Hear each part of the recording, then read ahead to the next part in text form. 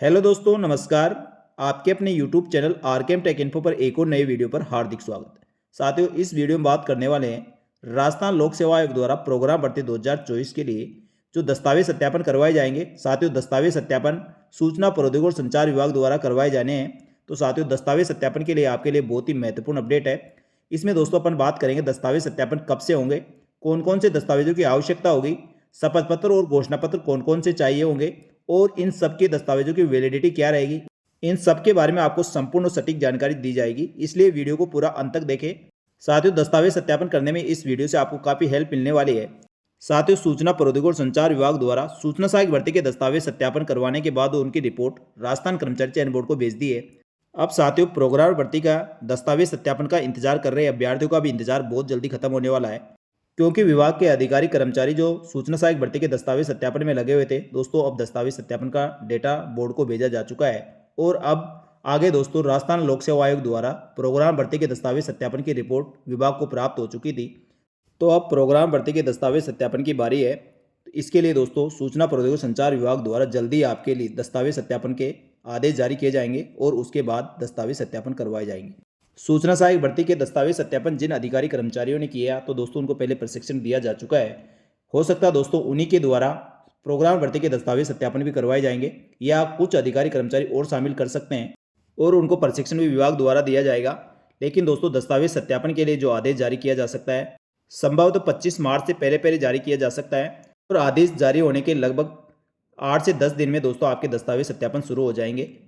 यानी मान के चलिए दोस्तों, दस्तावेज सत्यापन का आदेश 25 मार्च से पहले पहले जारी होता है तो आपके दस्तावेज सत्यापन अप्रैल के प्रथम सप्ताह में शुरू हो सकता है, और दोस्तों 6 से 7 दिन में आपके लगभग दस्तावेज सत्यापन हो जाएंगे, क्योंकि 775 अभ्यर्थियों के दस्तावेज सत्यापन करवाए जाने और दोस्तों 3 से 4 टीम लगती है, तो आप मान के चलिए सप्ताह भर में आपके दस्तावेज सत्यापन हो जाएंगे। तो 10 अप्रैल से पहले पहले आपके दस्तावेज सत्यापन हो सकते हैं। तो आप समस्त अपने दस्तावेज तैयार करके रखें, जिसमें दोस्तों दस्तावेजों में कौन कौन से दस्तावेजों की आवश्यकता होगी और शपथ पत्र और घोषणा पत्र कौन कौन से लगेंगे। इसके लिए भी जो आदेश जारी किया जाता है उसके साथ ही दोस्तों गाइडलाइन जारी की जाती है, उसके अनुसार ही दस्तावेज सत्यापन होते हैं। वैसे दोस्तों आपने स्क्रूटनी फॉर्म भरा होगा, उसमें समस्त दस्तावेज आपसे अपलोड करवाए गए, वह समस्त दस्तावेज और स्क्रूटनी फॉर्म आपको दस्तावेज सत्यापन के लिए चाहिए होता है। तो साथियों, दस्तावेज सत्यापन के लिए आपने जो स्क्रूटनी फॉर्म भरा और उसकी जो ऑनलाइन पेमेंट रिसिप्ट थी वह दोनों आप डाउनलोड करके रखें, और इसको 2-2 प्रति में आपको डाउनलोड करना है। इसके अलावा दोस्तों जो आपने प्रोग्राम भर्ती का नोटिफिकेशन जारी किया गया है उसमें सारी डिटेल दिए गई है, कौन कौन से दस्तावेजों की आवश्यकता होगी और उनकी वैलिडिटी क्या रहेगी। साथ ही प्रोग्राम भर्ती के अभ्यर्थी जो दस्तावेज सत्यापन करवाने वाले हैं ऐसे आवेदक को आवेदक वर्ग जिसमें अनुसूचित जाति, अनुसूचित जनजाति, पिछड़ा वर्ग, अति पिछड़ा वर्ग, आर्थिक रूप से कमजोर वर्ग, उत्कृष्ट खिलाड़ी, भूतपूर्व सैनिक, अनुसूचित क्षेत्र, विधवा, विच्छिन्न विवाह, तलाकशुदा, परित्यागता, विकलांगता, राज्य कर्मचारी, गैर राजपत्रित कर्मचारी, मंत्रालय कर्मचारी, विभागीय कर्मचारी अन्य का लाभ तभी देय होगा जबकि परीक्षा, मुख्य परीक्षा और परीक्षा में उत्तीर्ण घोषित होने पर मूल दस्तावेजों में उनकी पात्रता की जांच कर ली गई हो। अतः पात्रता की जांच हेतु निम्नलिखित दस्तावेजों को प्रस्तुत करना सुनिश्चित कर लिया जाए। जैसे दोस्तों अनुसूचित जाति, अनुसूचित जनजाति, अन्य पिछड़ा वर्ग, अति पिछड़ा वर्ग और आर्थिक रूप से कमजोर वर्ग के अभ्यर्थियों को आरक्षण का लाभ लेने के लिए जाति प्रमाण पत्र ऑनलाइन आवेदन की अंतिम तिथि तक जारी किया हुआ प्रस्तुत करना होगा। परंतु यदि किसी कारण से अभ्यर्थी द्वारा आवेदन के अंतिम तिथि तक जारी प्रमाण पत्र प्रस्तुत नहीं किया जाता है तो अंतिम तिथि के पश्चात जारी किया हुआ प्रमाण पत्र प्रस्तुत किया जाता है। तो ऐसे अभ्यर्थियों को इस आशय का शपथ पत्र देना होगा कि वह आवेदन की अंतिम तिथि से पूर्व संबंधित वर्ग की पात्रता रखता है, और यह सूचना गलत पाए जाने पर उसकी नियुक्ति निरस्त की जा सकती है। यानी दोस्तों आवेदन की अंतिम तिथि तक का आपका जाति प्रमाण पत्र होना चाहिए। लेकिन दोस्तों यदि आपका जाति प्रमाण पत्र आवेदन की अंतिम तिथि तक, यदि किसी कारणवश आवेदन की अंतिम तिथि तक आपका जाति प्रमाण पत्र नहीं बना है तो आपको इस आशय का शपथ पत्र देना होगा कि आपके आवेदन की अंतिम तिथि तक आप उसी वर्ग से संबंध रखते हैं और गलत सूचना मेरे द्वारा दी जाती है तो मेरी नियुक्ति निरस्त की जा सकेगी। इसी के साथ दोस्तों पिछड़ा वर्ग, अति पिछड़ा वर्ग के प्रमाण पत्रों में निवास स्थान, क्रिमिलेयर, नॉन क्रिमिलेयर की प्रविष्टियाँ सही सही एवं पूर्ण भरी गई है। पिछड़ा वर्ग, अति पिछड़ा वर्ग का प्रमाण पत्र नियमानुसार पिता माता की आय के आधार पर सक्षम अधिकारी द्वारा निर्धारित प्रपत्र में जारी किया हुआ है। अन्य पिछड़ा वर्ग, अति पिछड़ा वर्ग की विवाहित महिला आवेदकों को आरक्षित वर्ग का लाभ तभी प्राप्त किया जाएगा जब उनके पिता के नाम और निवास के आधार पर जारी सक्षम अधिकारी द्वारा जाति प्रमाण पत्र प्रस्तुत किया जाएगा। नंबर 4, अनुसूचित जाति अनुसूचित जनजाति के प्रमाण पत्र सक्षम अधिकारी द्वारा निर्धारित प्रपत्र में जारी किया हुआ मान्य होगा। अनुसूचित क्षेत्र के प्रमाण पत्र कार्मिक विभाग की अधिसूचना 21/10/2019 के अनुसार उक्त अधिसूचना जारी होने के पश्चात एक ऑनलाइन आवेदन की अंतिम तिथि पूर्व जारी किया हुआ होना चाहिए। साथ ही अनुसूचित जाति अनुसूचित जनजाति की महिलाओं को दोस्तों आरक्षण का लाभ लेने के लिए उनको अपने पिता के नाम से जारी जाति प्रमाण पत्र प्रस्तुत करना होगा। नंबर 6, आर्थिक रूप से कमजोर वर्ग का प्रमाण पत्र इनकम हैसियत सर्टिफिकेट अभ्यर्थी उसके पिता के नाम दर्शाते हुए नियमानुसार पारिवारिक आय के आधार पर सक्षम अधिकारी द्वारा निर्धारित प्रपत्र में जारी किया हुआ जाति प्रमाण पत्र मान्य होगा, जो राजस्थान राज्य का मूल निवासी होना चाहिए।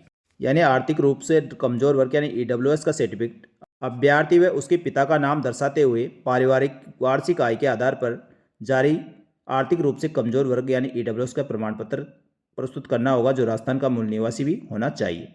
नंबर 7, प्रोग्राम भर्ती के लिए जो ऑनलाइन आवेदन करते समय शैक्षणिक योग्यता मांगी गई है। शैक्षणिक योग्यता दोस्तों आवेदन की अंतिम तिथि तक आपकी कंप्लीट होनी चाहिए, लेकिन जिन आवेदकों ने एपीरिंग में फॉर्म भरा है यानी ऑनलाइन आवेदन करते समय आप एपीरिंग में थे, आपकी शैक्षणिक योग्यता पूरी नहीं हुई है, अंतिम वर्ष में आप पढ़ रहे थे, तो दोस्तों आपको प्रोग्राम भर्ती का एग्जाम हुआ था उस दिन तक आपकी शैक्षणिक योग्यता कंप्लीट होना जरूरी है। इसके अलावा दिव्यांगजन अभ्यर्थियों के लिए दिव्यांगता प्रमाण पत्र होना चाहिए, जो 40% दिव्यांगता आपकी दर्शाता हो। उत्कृष्ट खिलाड़ियों को उत्कृष्ट खिलाड़ी प्रमाण पत्र, साथ ही जो भूतपूर्व सैनिक है तो उनको पीपीओ डायरी एनओसी प्रमाण पत्र देना होगा। विधवा महिला को विधवा प्रमाण पत्र, साथ ही जो तलाकशुदा महिला है उसको डिग्री प्रमाण पत्र प्रस्तुत करना होगा। इसके अलावा दोस्तों आयु की गणना आपकी 10वीं की मार्कशीट के आधार पर होगी, जो आपने 10वीं की मार्कशीट ऑनलाइन आवेदन भरते समय और स्क्रूटनी फॉर्म भरते समय आपने लगाया, उसके आधार पर आपकी आयु की गणना की जाएगी। तो शैक्षणिक योग्यता, जाति प्रमाण पत्र, मूल निवास, उसके अलावा डिग्री प्रमाण पत्र, विधवा प्रमाण पत्र या भूतपूर्व सैनिक, दिव्यांगता, इन सभी की और आपको ऑनलाइन आवेदन करने की तिथि से पूर्व आपके इनके प्रमाण पत्र आपके पास होना जरूरी है। इसके अलावा दोस्तों शासन के पत्र क्रमांक 2006/22/5/2006 के अनुसार उक्त परिपत्र में जारी करने की दिनांक से राजकीय सेवा में नियुक्ति हेतु विवाह पंजीकरण करवाए जाना अनिवार्य है, तो तत्संबंध आपको विवाह प्रमाण पत्र प्रस्तुत करना होगा। यानी दोस्तों 22/5/2006 के बाद यदि आपकी शादी हुई है तो आपको विवाह प्रमाण पत्र देना होगा, और 22/5/2006 से पूर्व आपकी शादी हो चुकी थी तो आपको शपथ पत्र देना होगा। इसके अलावा दोस्तों बच्चों के संबंध में संतान संबंधी आपको शपथ पत्र देना होगा। साथ ही प्रोग्राम भर्ती के लिए जो शैक्षणिक योग्यता मांगी गई है उसमें दोस्तों आपको सबसे पहले 10वीं की मार्कशीट और उसका प्रमाण पत्र, 12वीं की मार्कशीट और उसका प्रमाण पत्र, उसके बाद आपने जिस भी विषय में दोस्तों स्नातक किए तो आपको फर्स्ट ईयर से लेकर फाइनल ईयर तक जो भी आपने जितने सेमेस्टर में आपने स्नातक किए उसके समस्त सेमेस्टर के आपके मार्कशीट और दोस्तों उसकी डिग्री आपके पास होनी जरूरी है। और यदि दोस्तों अभी तक भी आपकी डिग्री नहीं आई है तो आपको प्रोविजनल सर्टिफिकेट बनवाना होगा, जो आप अपनी यूनिवर्सिटी या अपने कॉलेज से बनवा सकते हैं। इसके बाद दोस्तों जहाँ से आपने अंतिम शैक्षणिक योग्यता प्राप्त की है वहाँ के शैक्षणिक संस्थान से आपको चरित्र प्रमाण पत्र लेना होगा। यदि दोस्तों आपने पहले चरित्र प्रमाण पत्र ले रखा है तो उसको फोटोकॉपी चल जाएगी, लेकिन दोस्तों यदि नहीं है तो आपको चरित्र प्रमाण पत्र बनवाना होगा और उसमें कम से कम अच्छा उल्लेखित होना चाहिए। इसके अलावा दोस्तों पुलिस चरित्र प्रमाण पत्र और चिकित्सा प्रमाण पत्र यानी मेडिकल प्रमाण पत्र अभी आवश्यकता नहीं होगी। ये दोस्तों आपका फाइनल सिलेक्शन होने के बाद ज्वाइनिंग के समय चाहिए होगा।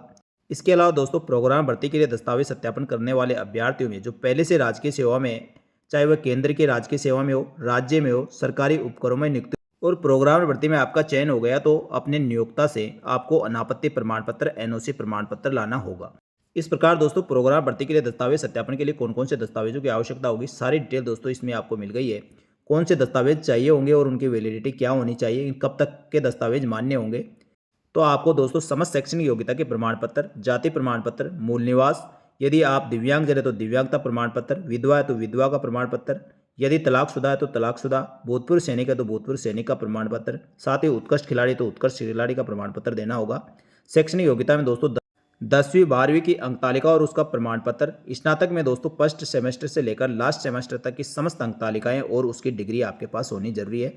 इसके साथ ही दोस्तों अंतिम शैक्षणिक योग्यता से आपको चरित्र प्रमाण पत्र लेना होगा। इसके अलावा 2 अलग अलग राजपत्र अधिकारी द्वारा जारी चरित्र प्रमाण पत्र की आवश्यकता होगी।